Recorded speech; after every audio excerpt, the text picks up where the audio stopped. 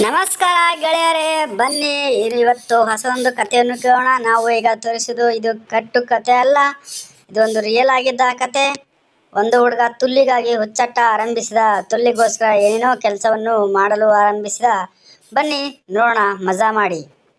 ನಾನು ಹಡಿದು ಗಂಡಸಾದ ಕತೆ ನಿಮಗೆ ಗೊತ್ತು. ಹಾಗೆ ಹಡಿದ ನಂತರ ನನಗೆ ಇನ್ನೊಂದು ಸಾರಿ ಮತ್ತೊಂದು ಸಾರಿ ಮಾಡಬೇಕು ಅನಿಸುತ್ತಿತ್ತು. ಹೊಸ ಅನುಭವ, ಹೊಸ ಸುಖ. ಅದರ ಮುಂದೆ ಕೈ ಆಡಿಸುವುದು ಬರೀ ಸಪ್ಪೆ. ಜಾರುವ ಮೆತ್ತನೆ ಬೆಚ್ಚನೆ ತುಲ್ಲಿನ ಸುಖದ ಮುಂದೆ ಇನ್ನೂ ಯಾವುದೂ ಇಲ್ಲ.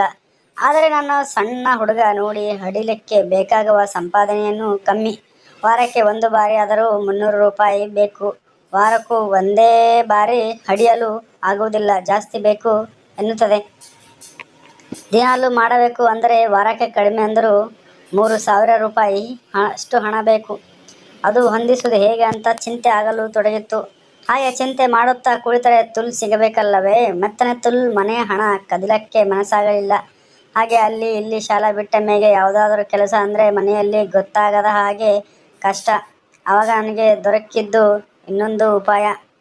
ಒಂದು ಅಂಗಡಿಯ ಮೇಲೆ ಕೆಲಸಕ್ಕೆ. ವಾರಕ್ಕೆ 1000 ಸಂಬಳ. ಶಾಲೆ ಬಿಟ್ಟ ನಂತರ 2 ಗಂಟೆ ದಿನಕ್ಕೆ ಹೊರಗೆ ಬರಬೇಕು ಅಂತ.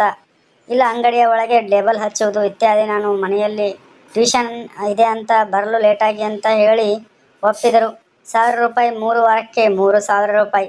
10 ಬಾರಿ ತುಲ್ ಸುಖ. ನಾನು ಇವಾಗ ಸ್ವಲ್ಪ ಪಳಗಿದ್ದೆ. ಮಾಡಿದ ನಂತರ ಹೆದರಿಕೆ ಇರುವುದಿಲ್ಲ, ಆಸೆ ಇರುತ್ತದೆ ಅಷ್ಟೇ. ನಾನು ಬಸ್ ಸ್ಟ್ಯಾಂಡ್ ಹತ್ತಿರ ಹೋಗಿ ಆ ಅಂಗಡಿಗೆ ಸೇರಿಕೊಂಡೆ. ನಿಂತು ಹೆಣ್ಣುಗಳನ್ನು ನೋಡುತ್ತಿದ್ದೆ. ಒಬ್ಬಳ ಹತ್ತಿರ ಹೋಗಿ ಬರುತ್ತೀಯ ಅಂತ ಕೇಳಿದೆ. ಚರ್ಚೆ ಮಾಡಿ 240 ರೂಪಾಯಿಗೆ ಒಪ್ಪಿಸಿದೆ. ರೂಮ್ ಎಲ್ಲಿ ಅಂತ ಕೇಳಿದೆ. ಇಲ್ಲೇ ಹತ್ತಿರ ಅಂದಳು. ಎಲ್ಲಿಯಾದರೆ ಏನು, ಹಾಸಿಗೆ ಇರುತ್ತೆ, ಅವಳು ಇರುತ್ತಾಳೆ ಅಂದುಕೊಂಡು ಹೋದೆ. ಅವಳು ನನ್ನ ಒಂದು ಮನೆಗೆ ಕರೆದುಕೊಂಡು ಹೋದಳು. ಅಲ್ಲಿ ಅನೇಕ ಹೆಣ್ಣುಗಳು ಇದ್ದವು. ಸಣ್ಣ ಹುಡುಗಿಯಾಗಿದ್ದರು. ಮನೆಯಲ್ಲಿ ಇದ್ದವು 10 ಹುಡುಗಿಯರಿದ್ದರು. ಬರ್ತಾ ಇರು ನೀನು, ಇಲ್ಲ ಅಂದರೆ ಬೇರೆಯವರು ಮಜಾ ಕೊಡ್ತಾರೆ ಅಂದ್ಲು. ನನ್ನ ರೂಮಿಗೆ ಕರೆದುಕೊಂಡು ಹೋದಳು. ಅವರು ಸೀರೆ ಎತ್ತಿದಳು. ಪಕ್ಕದ ರೂಮ್ನಿಂದ ಮಲಗುವ ಸದ್ದು ಬರುತ್ತಿತ್ತು. ಯಾರೋ ಕೇತಿದ್ದರು. ರೂಮ್ ಬಾಗಿಲಿಗೆ ಬೋಲ್ಟ್ ಇರಲಿಲ್ಲ. ನಾನು ಪ್ಯಾಂಟ್ ಅರ್ಧ ಬಿಚ್ಚಿ ಎದ್ದ ತುಣ್ಣೆಯನ್ನು ಅವಳ ತುಲ್ಲಿಗೆ ಸಿಕ್ಕಿಸಿದೆ. ತುಲ್ ಮೇಲೆ ಕೂದಲಿತ್ತು, ನಿರೋಧ ಹಾಕಿದ್ದೆ. ಇವಾಗ ಅದನ್ನೆಲ್ಲ ನಾನೇ ಮಾಡುತ್ತಿದ್ದೆ. ಹಾಗೆ ಬಗ್ಗಿ ಅವಳ ಕೆನ್ನೆಯನ್ನು ಕಚ್ಚಿದೆ. ಅವಳು ಕೊಸರಿದಳು.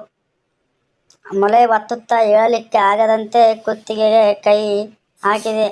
ಮೆತ್ತಗಿದ್ದಳು. ಬಿಡು ಬಿಡು ಅಂದಳು. ನಾನು ಬಿಡಲಿಲ್ಲ. ಅವಳು ಕುಂಡಿ ಸ್ವಲ್ಪ ಹಿಂದೆ ಸರಿಸಿದಳು. ಇವಾಗ ಎದ್ದು ಕುಟ್ಟದೆ ಹೋದರೆ ತುಣ್ಣಿ ತುದಿ ಮಾತ್ರ ಅವಳ ತುಲ್ಲಲ್ಲಿ ಇರುತ್ತಿತ್ತು.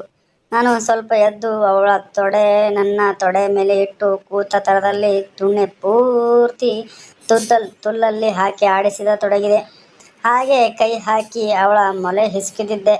ಕೈ ಒತ್ತಿ ಬಿಡಿಸಿಕೊಂಡಳು. ತುಣ್ಣೆಯನ್ನು ಆಡುತ್ತಿತ್ತು. ತುಣ್ಣೆ ಹಾಗೆ ಆಡುತ್ತಿತ್ತು. ನಾನು ರಸ ಬಿಟ್ಟೆ. ರಸ ಬೀಳ್ತಾ ಇದ್ದ ಹಾಗೆ ಅವಳು ಎದ್ದಳು. ಆಯಿತು ಆಯಿತು ನಿಂದು ಮುಗೀತು ಅಂತ ಜೋರಾಗಿ ಹೇಳಿದಳು. ನಾನು ನಿರೋಧ ತೆಗೆದು ಬೀಸಾಕಿ ಕಾಜ ಪ್ಯಾಂಟ್ ಸರಿ ಮಾಡಿಕೊಂಡು ಹೊರಗೆ ಬಂದೆ. ಅಷ್ಟೊತ್ತಿಗೆ ಆ ಮನೆಯ ಮಾಲಕಿ ರೂಪಾ ಇನ್ನೊಬ್ಬ ಕಾಯ್ತಾ ಇದ್ದಾನೆ, ಒಳಗೆ ಹೋಗು ಅಂದ್ಲು. ಹಾಗೆ ನಾನು ಅಲ್ಲಿ ನಿಂತಿರುವಾಗ ಮುಗಿಸಿದೆ ರಾಜ ಅಂದು. ಹ್ಞೂ ಅಂದೆ. ನನ್ನ ಹತ್ತಿರ ರೂಪಾ, ರಜನಿ ಎಲ್ಲರೂ ಇರ್ತಾರೆ. ನಿಂದು ಮಜಾ ಮಾಡೋ ವಯಸ್ಸು, ದಿನ ಬಾ ಅಂದಳು. ನಾನು ಅಷ್ಟು ದುಡ್ಡು ಇಲ್ಲವಲ್ಲ ಅಂದೆ. ಅದಕ್ಕೆ ಅವಳು ನಿನ್ನ ಹತ್ತಿರ ದುಡ್ಡು ಯಾರು ಕೇಳಿದರು ಅಂದಳು. ಮತ್ತೆ ಅಂದೆ. ಅವಳು ನಾನು ಹೇಳುವ ಕೆಲಸ ಮಾಡಿದರೆ ಸಾಕು, ಹುಡುಗಿ ಫ್ರೀ ಅಂದಳು. ದಿನಾಲೂ ಫ್ರೀಯಾಗಿ ಕೊಡುತ್ತೇನೆ ಅಂದಳು. ದಿನ ಕೆಲಸ ಏನು ಮಾಡಬೇಕು ಅಷ್ಟೇ ಅಂದ್ಲು. ನಾನು ಯಾವ ಕೆಲಸ ಕೂಡ ಹೇಳದೆ ಒಪ್ಪಿದೆ. ಈಗಿಂದಲೇ ಶುರು ಮಾಡು ಅಂದಳು. ಹಾಗೆ ಅವಳಿಗೆ ಕೆಲಸ ಮಾಡುತ್ತಿದ್ದ ಇನ್ನೊಬ್ಬ ಹುಡುಗನ ಜೊತೆ ಮಾಡಿ ಕಳಿಸಿದಳು. ನಾವು ರಸ್ತೆ ಬದಿಯಲ್ಲಿ ನಿಂತು ಹೋಗಿ ಬರುವ ಗಂಡಸರನ್ನು ನೋಡಲಿಕ್ಕೆ ಶುರು ಮಾಡಿದ್ದೆವು. ಹೆಣ್ಣು ಹುಡುಕುವ ಗಂಡಸರನ್ನು ಅನಿಸಿದರೆ ಹೊಸ ಮಾಲು ಬೇಕಾ ಅಂತ ಕೇಳಿದೆವು. ಹಾಗೆ ಪೊಲೀಸರು ತಿರುಗಾಡೋದನ್ನು ಕಂಡರೆ ಹೆಂಗಸರಿಗೆ ತಿಳಿಸುವುದು ನಮ್ಮ ಕೆಲಸ. ದಿನಕ್ಕೆ 4-5 ಗಿರಾಕಿ ತಂದರೆ 1 ಕೇದಾಟ ಫ್ರೀ ಸಂಬಳ. ಹಾಗಿನ್ನು ತುಲ್ಲಿಗಾಗಿ ಕೆಲಸ ಶುರು ಮಾಡಿದೆ. ಮತ್ತೆ ಶಾಲೆ ಫೇಲ್ ಆದೆ ಅಂತ ಹೇಳೋದು ಬೇಡ, ಅದು ಹೇಗಿದ್ದರೂ ನಿಮಗೆ ಗೊತ್ತೇ ಅಲ್ವಾ. ಹಿಂಗೆ ನೆಕ್ಸ್ಟ್ ಕತೆ ಬೇಕಾದರೆ ಸಬ್ಸ್ಕ್ರೈಬ್ ಮಾಡಿ.